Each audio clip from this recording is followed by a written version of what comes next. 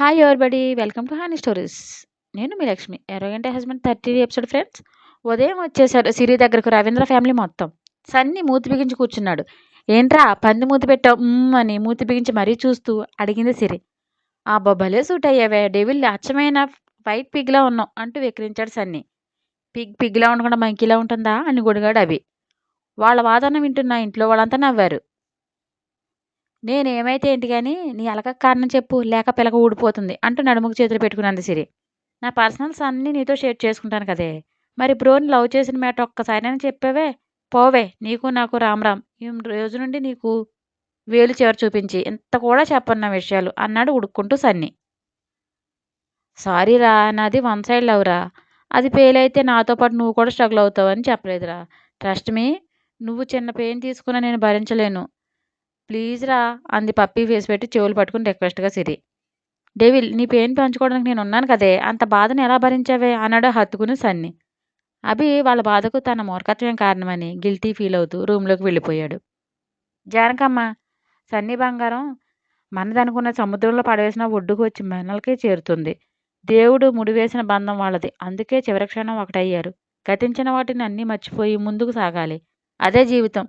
పదండి పూజకు time అయిందంది. Snake పా పరిస్థితి ఒక లుక్ వేద్దాం రండి. కోపమో బాధో తెలియని స్థితిలో ఉండి తిండి తినడం మానేసి నిరాహారదీక్ష పూనింది టిఫిన్ ప్లేట్ పట్టుకుని.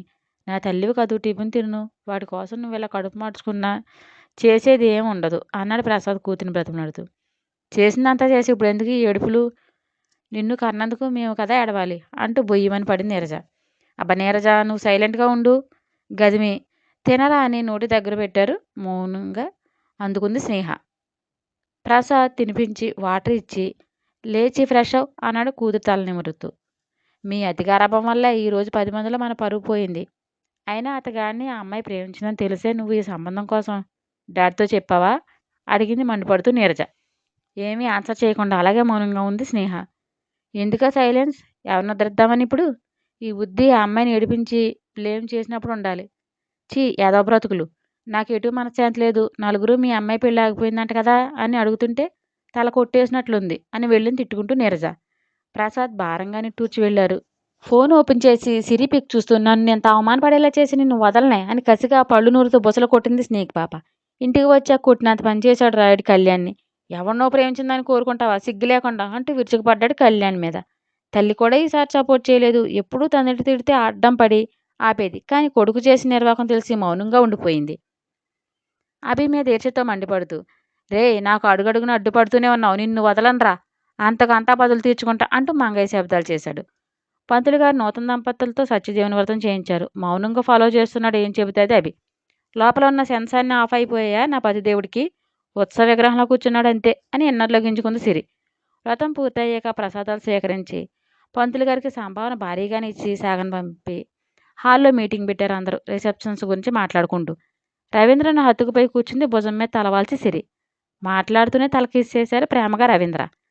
జానకమ్మ, ఏ దెయ్యం పిల్ల, నీ మాము ఎక్కడికి పారిపోడు కానీ కాస్త వదిలి ఆ చీర మార్చుకురా అంటూ గదిమింది.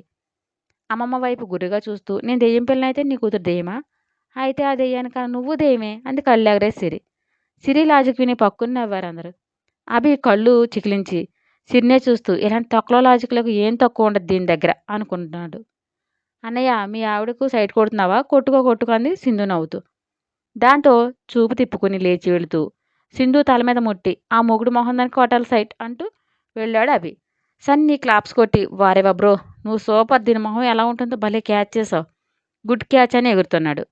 రే సచ్చావర సన్నీగా నా చేతిలో, నాది మొగుడు మొహం రా అంటూ లేచింది సన్నీని కొట్టడానికి సిరి ఉక్రోషంతో. పోవే డెవిల్, ఇది వరకంటే నేను సోలో, ఇప్పుడు అలా కాదు, కొన్నంత అండ నా భయ్యా ఉన్నాడు, నువ్వు నీ మాము నన్నేం పీకలేరే అంటూ రెచ్చగొట్టాడు సన్నీ లైట్గా స్టెప్స్ వేస్తూ. అబ్బబ్బా, నీ కూతురు బాగోతం మళ్ళీ మొదలుపెట్టారా? ఎక్కడున్నాయి అల్లరి మానరా అని తల బాదుకుంది హేమ. ఇన్నాళ్ళకి నా పగ తీరే సమయం వచ్చింది, చూడవే డెవిల్, రోజు వస్తా, నేను భయ్యా కలిపి నీ టార్చర్ అంటే ఏంటి చూపిస్తాం. నా ఎన్నాళ్ళ పాగా ఇప్పుడు తీరబోతుందే హహహ అంటూ వికటహాసం చేశాడు మూవీ విలన్లా సన్నీ. సన్నీ వేషాలకు అందరూ నవ్వుతూ ఎంజాయ్ చేస్తున్నారు. ఆనంద్ సన్నీ చేయిపుచ్చుకుని భలే హుషారుగా ఉన్నావు, సూపర్ అంటూ పొగిడారు. థ్యాంక్ యూ అంకుల్, ఎన్నాళ్ళకి నన్ను పొగిడే అంకుల్ దొరికినందుకు సో హ్యాపీ అని మెరుకులు తిరిగి ఇకిలించుతూ.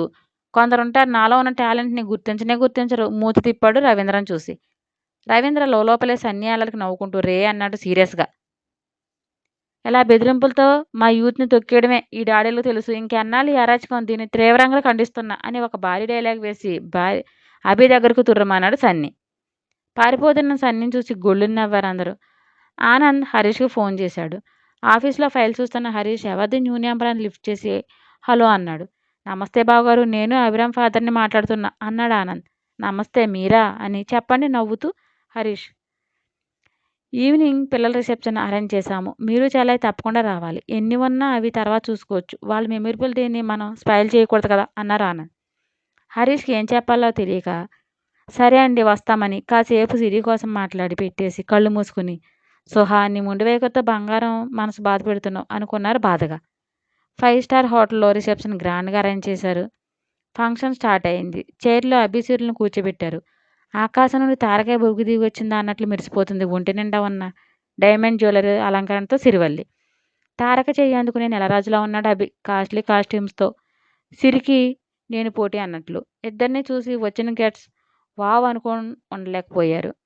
సింధు మెడలో కూడా డైమండ్ సెట్ మెరుస్తూ చూసి జలసి వచ్చి అయినింటి అమ్మాయి కోడలుగా వస్తే ఇలాంటి డైమండ్ సెట్లు సింగారించుకుని ఊరేగవచ్చు అంది పుల్లలు పెట్టే పుల్లమ్మ పుల్ల విరుపుగా తన రిలేటివ్స్ చూసి. అభిని ప్రేమించిందంట. తన వాళ్ళు ఎవరికో ఇచ్చి చేస్తుంటే చావడానికి బిళ్ళలు మింగిందంట. అందుకే అభి తాళి కట్టాడని అందరూ చెప్పుకుంటున్నారు. సురేఖకు కూడా కలిగిన సంబంధం అని ఒప్పుకుందంట. ముందు కుదుర్చుకునే పెళ్లి కాదని ఈ అమ్మాయిని కోడలుగా ఒప్పుకుంది. ఆస్తి ఉందని. అందుకే గుట్టు చాపుడు కాకుండా చేసుకుంటున్నారు అన్నారు సహజమైన అక్కుస్తో ఫంక్షన్కి వచ్చిన గెస్టులు. సింధు విని చిచి ఎక్కడికి వచ్చిన వీళ్ళ బుద్ధులు పోనిచ్చుకున్నారు కాదు అని తిట్టుకుంటూ వెళ్ళింది. కోపంతో వెళుతూ కార్పెట్ని తట్టుకుని ముందుకు పడబోయింది. ఆవ్ ఇవాళ నా మూతి పళ్ళు రావడం ఖాయం అనుకుని గట్టిగా కళ్ళు మూసుకుంది సింధు. నేలను తాకుండా గాల్లో తేలడంతో కళ్ళు తెరిచి చూసింది. గగన్ చేతుల్లో ఉంది సింధు. పడబోయే దాన్ని పట్టుకుని గగన్ ఆర్ యూ ఓకే అడిగాడు షాక్లో ఉన్న సింధుని. అని తల ఊపింది. కింద చూసుకున్నాడు. పడి కాలు చేయి బెండైతే చూడడానికి అంత బాగోదు అని నవ్వుకుంటూ వెళ్ళాడు. మూతి మూలగా పెట్టి ఉడుక్కుంటూ ఎలా అంటున్నాడో గీరబాబు అని మూలుక్కొని వెళ్ళింది. రవీంద్ర పిలవడంతో బిజినెస్ మ్యాన్స్, పొలిటీషియన్స్ అందరూ ఫంక్షన్కి హాజరయ్యారు. ఖరీదైన గిఫ్ట్ ప్రజెంట్ చేసి గ్రాండ్గా విందు అరేంజ్ చేసి అందరినీ విష్ చేస్తున్నాడు రవీంద్ర. తన కొలీగ్స్ కూడా రావడంతో అభి సీల్ను పరిచయం చేశారు ఆనంద్. తరుణ్, గగన్, సన్నీ యొక్క అల్లరే అల్లరి. అభి మీద వాళ్ళు సెడైర్లు వేస్తుంటే సిరి మీద సన్నీ పంచులు పేలుతున్నాడు. ఫంక్షన్ ముగిసేసరికి మిడ్నైట్ 5 దాటిపోయింది. మెడిసిన్ ప్రభావంతో అభి భుజం మీద వాలి నిద్రపోతుంది సిరి. రవీంద్ర వచ్చి మేనకోడలు లేవబోతుంటే నేను తీసుకొస్తాను సార్ తనే మెల్లగా ఎత్తుకుని కార్ దగ్గర తీసుకెళ్ళాడు అభి. మర్నాడు ఇద్దరికి ఫస్ట్ నైట్ ఏర్పాటు చేశారు.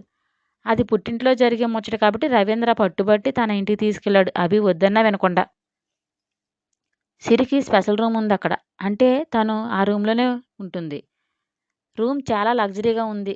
కాస్ట్లీ ఫర్నిచర్స్తో బెడ్ని రకరకాల ఫ్లవర్స్తో అందంగా డెకరేట్ చేశారు. మొత్తైన పర్ఫ్యూమ్స్, అగరవత్తులు దూపంతో మంచి ఆరోమా స్మెల్ వస్తుంది. రూమ్లో ఉన్న అభిని మరో లోకంలోకి తీసుకెళ్ళింది.